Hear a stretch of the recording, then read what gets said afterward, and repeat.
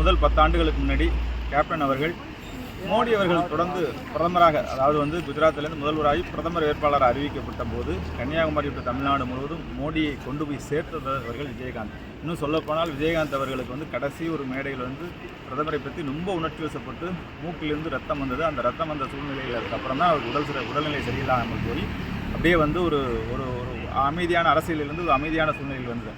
எப்படி பார்த்தாலும் மோடியை பிரதமர் வேட்பாளராக முன்மொழிந்து தமிழகத்துக்கு கொண்டு போய் சேர்த்தவர், கிராமங்கள் தோறும் சேர்த்தவர் என்பது விஜயகாந்த் என்பது பெருமை.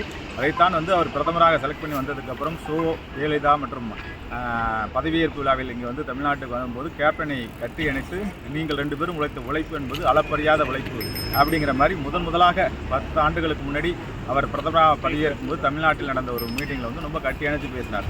அதை ஞாபகம் வைத்துக் கொண்டு தான் இன்று என்னுடைய நீண்ட நாள் நண்பர் என்னோடு உழைத்திருக்கின்றார் என்று பிரதமர் அவர்கள் ட்வீட் போட்டிருக்கிறார்கள். இது வரவேற்கத்தக்க விஷயம்தான்.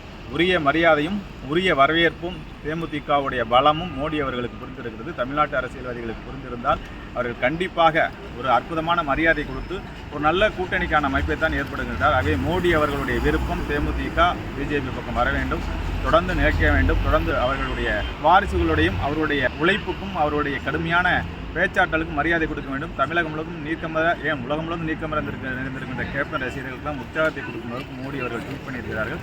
இந்த ட்வீட் ஒரு நாளைக்கு முன்னாடியே வந்துச்சு நண்பர்களே. எனக்கு பேசுறதுக்கு நேரம் இல்லை, டிராவலில் இருக்கும்போது இப்பொழுது பேசுகின்றேன். ஆகவே பட்டுக்கம்பளம் விரித்து தேமுதிக வரவேற்கும் பிஜேபி அதை ஏற்றுக்கொள்ள தான் வேண்டும், மோடியுடைய அழைப்பை ஏற்றுக்கொள்ள தான் வேண்டும் என்பதை ஒரு செய்தியாக சொல்லிக்கொண்டு உங்களிருந்து விடைபெறுகின்ற நண்பர்களை தொடர்ந்து இன்னும் அற்புதமான ஆனந்தமான பதிவுகளை உலகத்தை சுற்றி பார்க்கலாம் வாருங்கள் என்ற தலைப்பில்